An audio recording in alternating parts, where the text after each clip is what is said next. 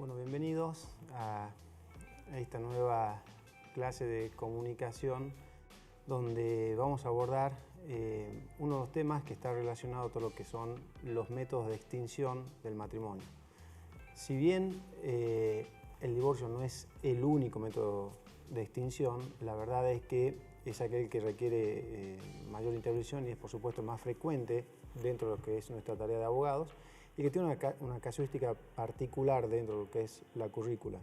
Por eso es que, más allá de lo que es la muerte y la ausencia con presunción de fallecimiento declarada judicialmente, en este espacio vamos a abocarnos a este tema. Bueno, como saben, antes de la modificación última practicada en el Código Civil que se unificó con el comercial, teníamos vigente la ley de divorcio sancionada en el año 1987, que es la 23515, donde contemplaba dos supuestos o tipos especiales. Teníamos, por un lado, la separación personal y, por otro lado, el divorcio. ¿En qué consistía? La verdad es que en el momento de ser sancionada la ley había mucha resistencia respecto de la aprobación o no del divorcio dentro de lo que es la legislación nacional. Y por efecto de estas presiones de distintos sectores es que se mantuvieron estos dos sistemas. La separación personal no disolvía el matrimonio, pero sí la sociedad conyugal, mientras que el divorcio disolvía el vínculo. Principalmente se mantenía esta dualidad de sistemas por una cuestión relacionada a cuestiones religiosas o morales, si se quiere, donde la separación personal no permitía contraer un nuevo enlace a posteriori, pero el divorcio, por supuesto que sí. Tenían en común que para que se decrete tanto la separación personal como el divorcio, tenías que acreditar algunas de las causales. Estas causales se dividían en objetivas y subjetivas. Las causales subjetivas, a grandes rasgos, tenías que acreditar algún tipo de culpabilidad. Y cuáles eran estos tipos de causales estaban determinadas en lo que era el artículo 202, que hablaba de la tentativa de homicidio contra uno de los cónyuges o contra alguno de los hijos, el adulterio, por supuesto, que era de muy compleja y muy difícil prueba, el abandono voluntario y malicioso del hogar y las injurias graves.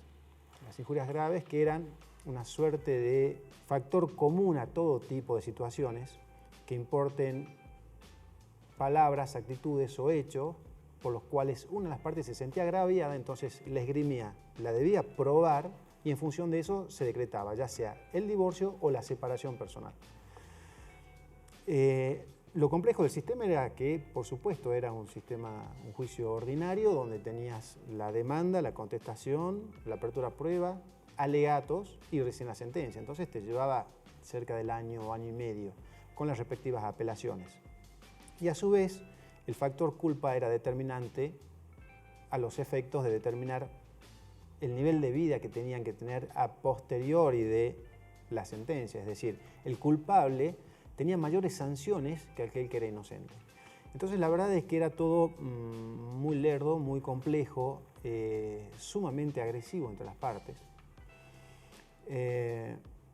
Y tenía algunos inconvenientes particulares. Digamos, dentro de lo que era el método contencioso, teníamos en paralelo la posibilidad de decretar el divorcio por presentación conjunta, que era una cuestión mucho más simple, más amigable si se quiere, pero debían para ello transcurrir 2 años desde la celebración del matrimonio para la separación conjunta o 3 años desde la celebración del matrimonio para pedir el divorcio por esta vía. Una vez transcurrido ese plazo, recién estabas habilitado para hacer la presentación conjunta.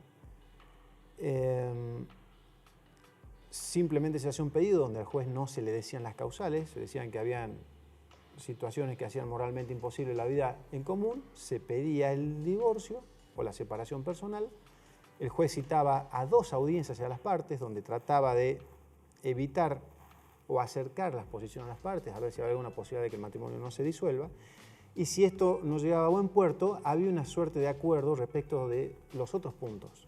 Estos otros puntos eran régimen de tenencia en su momento de los hijos menores, la atribución del hogar conyugal, régimen de alimentos y la disolución en general de lo que era la sociedad conyugal. Entonces es un sistema, la verdad, que bastante complejo, que con la sanción del nuevo código vino a simplificarse y por eso es que se lo denomina divorcio exprés.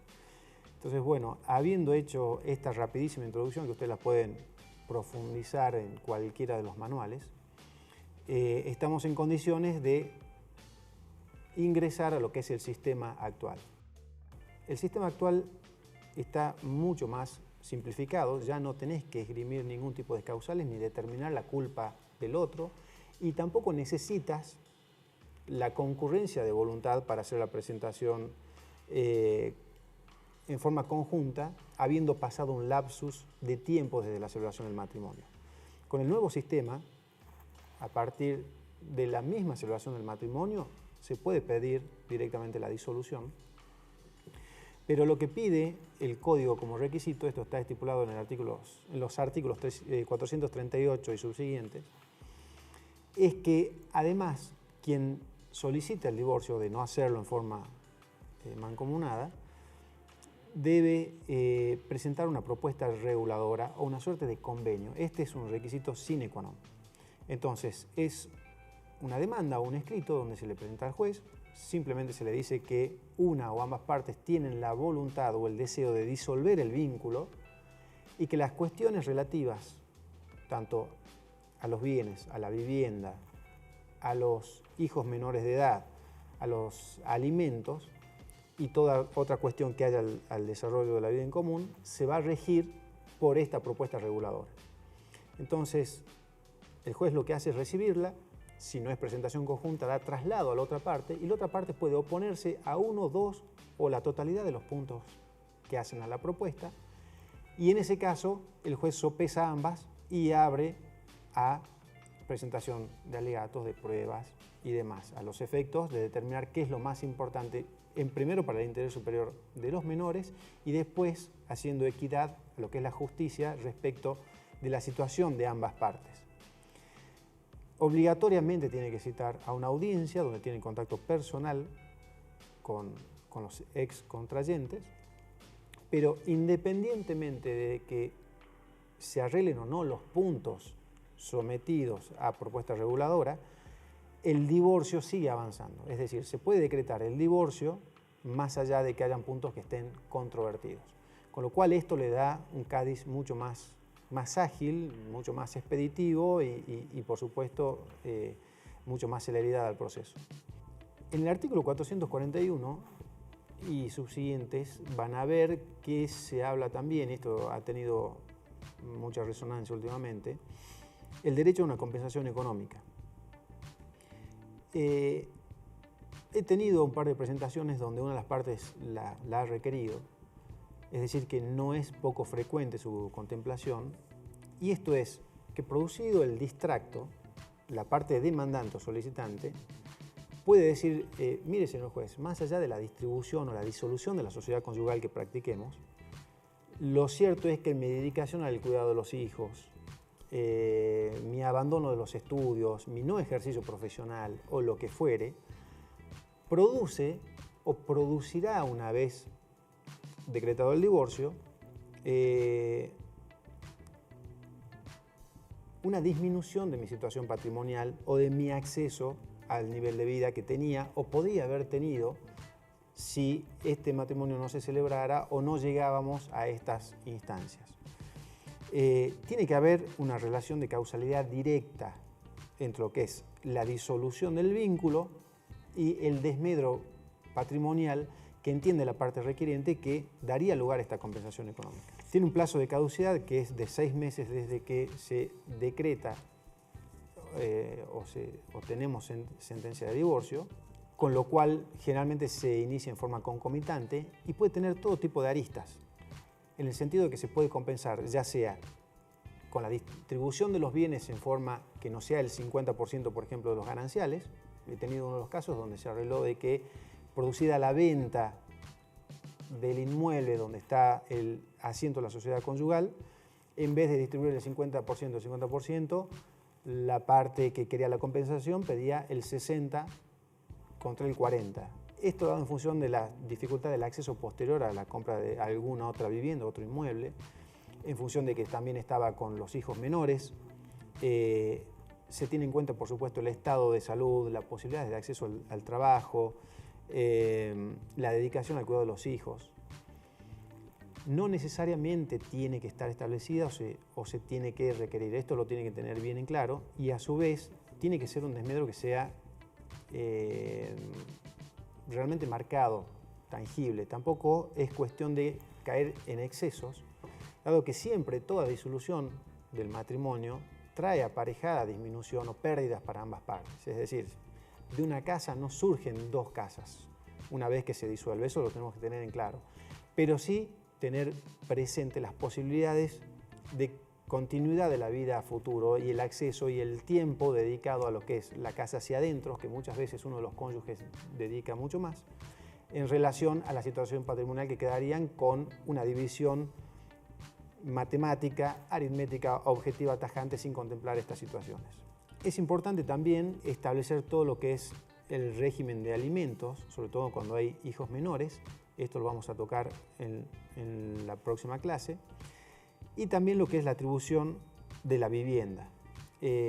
Anteriormente hemos visto que en la disolución de la sociedad conyugal, en el régimen de recompensas y demás, tenemos las reglas para determinar a quién se atribuye la titularidad dominial de la vivienda. En principio es el dueño de lo principal, el dueño del terreno. Pero también hay que ver si la vivienda se ha construido con bienes propios, con bienes gananciales, si en realidad es una suerte de condominio donde hay un mix de ambas cosas. Independientemente de esto e independientemente de que se trate de un bien ganancial o un bien propio, cualquiera de las partes puede solicitar la atribución de la sociedad conyugal, es decir, seguir viviendo allí, aunque pertenezca al ámbito de administración o al régimen propio del otro cónyuge. El juez puede atender esta situación en función de a quién se atribuye el cuidado de los hijos, la situación económica en que queda cada uno una vez que se produce la disolución, el estado de salud, el interés general de lo que es el grupo familiar, y puede también estipular, a pedido de parte, el pago de determinada renta, emolumento o proporción a la parte que no le es atribuida el hogar conyugal o al progenitor no conviviente.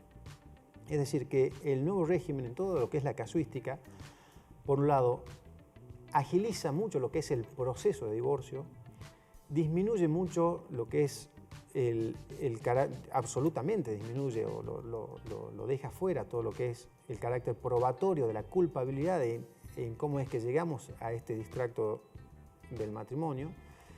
Y por otro lado le da pautas o situaciones respecto a las cuales el juez puede fallar haciendo a lo que es el mayor margen de equidad y justicia para alguna de las partes. Esto es en miras del interés de los menores en primer lugar y luego, por supuesto, de lo que es la situación o el proyecto de vida a futuro de quienes con anterioridad integraron un matrimonio. Bueno, hasta aquí es lo esencial que quería darles. Cualquier duda o consulta, por supuesto, pueden hacerlo vía foro.